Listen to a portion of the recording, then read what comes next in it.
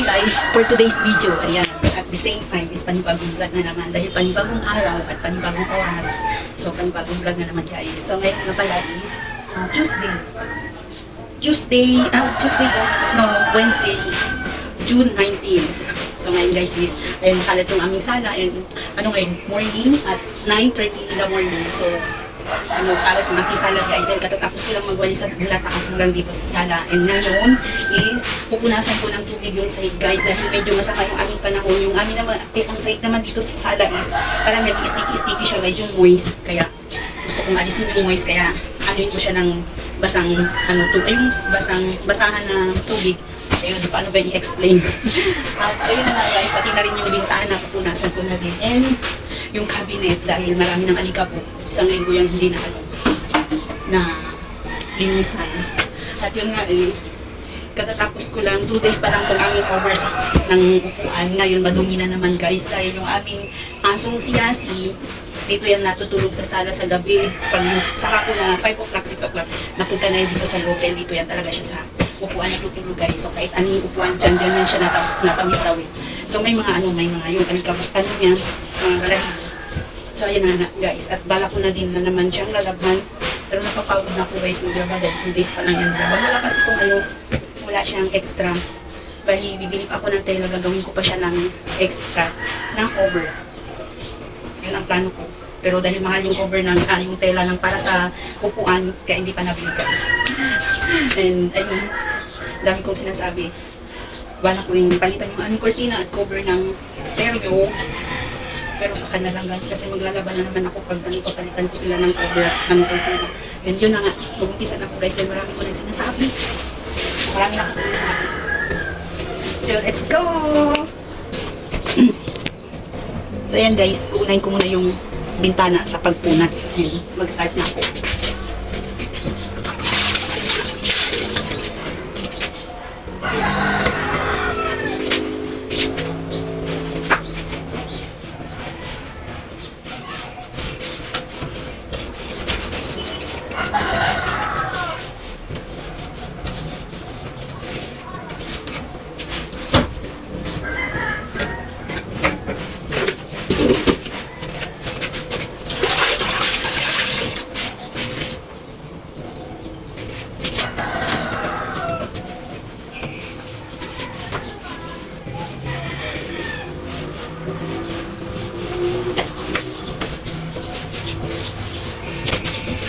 Alam nyo ba guys, kahit hindi mainit kasi parang gustong umulan, pero napakainit ang pakiramdam kasi siya, banas, parang gano'n.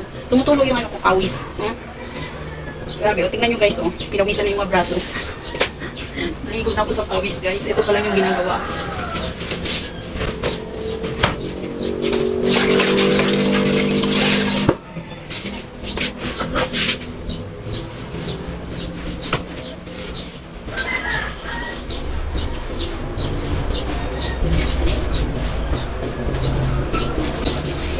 Hindi kasi kami dito guys makapagpaganda ng bahay yung bang simento dahil itong lupa is hindi naman po sa amin, kumbaga angkin-angkin lang ng mga nakaraang panahon ng mga magulang ng ating asawa, kaya hindi to pwedeng pagandahin yung bahay namin yan, dahil sayang din kapag kami pinapaalis tapos maganda yung bahay, diba? So sayang din ang mga nagastos, kaya hindi kami nagpapaganda ng bahay guys. Kaya pag kami pinapalis dito, yung madali lang siyang bungkalin dahil kahoy lang lahat. At yung dito lang ang semento. Yung sa sala. Kaya yung ibang mga anak ko, tinatanong sa akin, sis, bakit hindi yung bahay ko namin? Naman, di ba? Hindi naman pagandaan ng bahay. Kasi yung guys, yung iba ko kasi mga followers ko, minsan kasi nagtatanong sa akin, yun pala bahay yung sis, diba? So proud ako na kahit ganito yung bahay namin guys. Hindi siya maganda, at least kahit nakao siya, malinis ang paligid na lalabas hanggang taas, diba? Yun ang importante.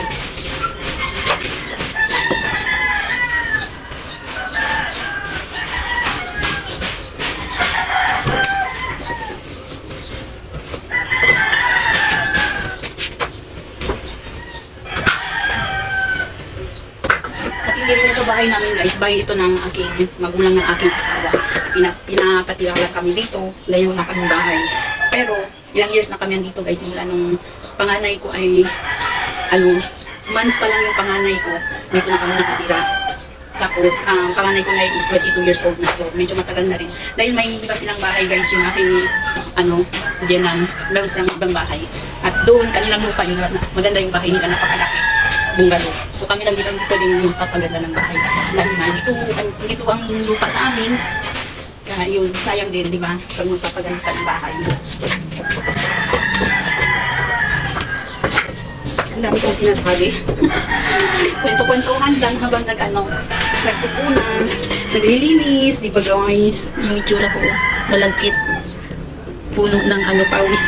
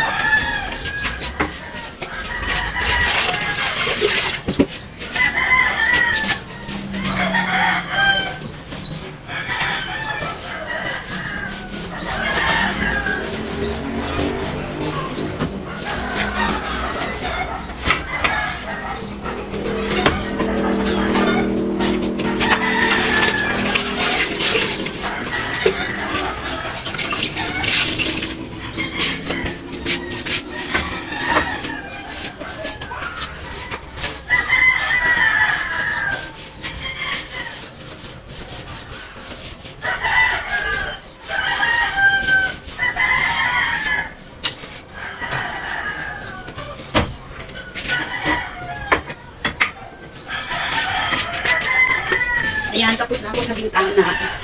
Ayan, dito naman ako sa sahig.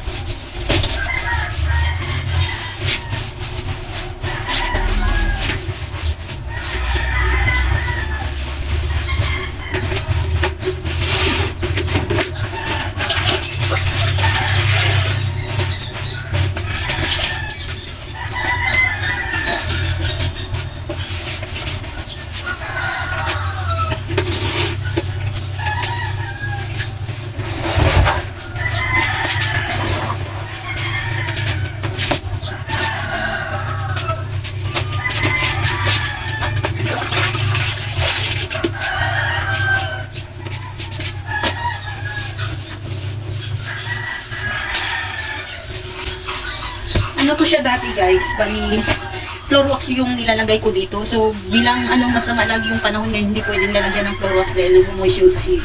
And simula nung kami nabahaan dito, hanggang dito yung tubig pumasok dito sa sala kasi umapaw yung tubig ng ilog. So umabot siya dito sa amin hanggang dito guys yung tubig. Eto nabulok, eto pinalitan na lang siya nga. Lang yung last year. And ayun nga, simula na siyang nabasa. Ganito na siya lagi nag-moist yung sahig dito sa may sala.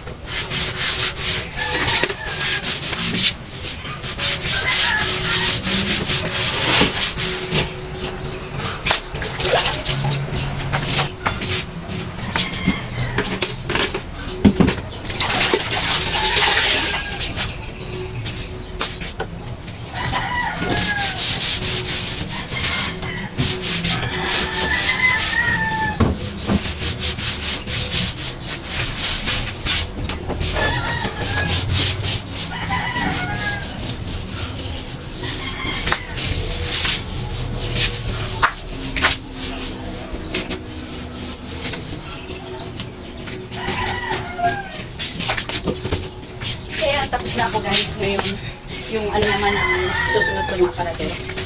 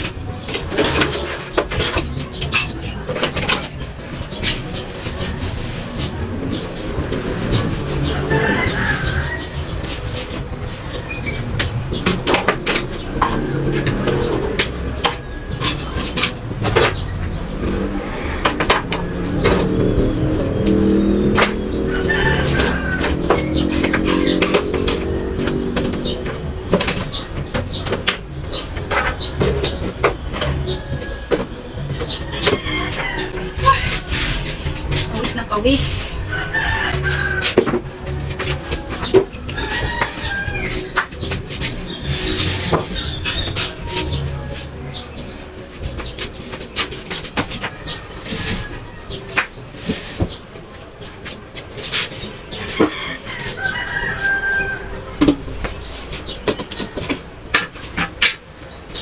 Ayan, grabe guys. Oh. Para akong nag-exercise, tignan nyo. Grabe ko, tulo. Tulo yung pawis ko. Para akong nag-exercise guys. And tapos na ako guys. And yun na nga. Maliligo na ako. At okay na yung aking trabaho. Tapos na. So yan na guys. Tapos na ako sa paglinis ng aming sala. And hindi ko na lang napalitan yung aking mga cover ng stereo at TV at yung cortina. Kasi ko lang yan noong mga 2 weeks or 3 weeks. Pero yung aking cover ng stereo at TV, yan guys, malapit na 1 buwan. Yung cortina lang ay nasa 2 weeks mahigit. Ayan, 2 weeks or 3 weeks na yata yan. And yun guys. Tapos na ako, maliligo na ako dahil lagkit na talaga ako sa pawis. And thanks for watching guys. Bye bye!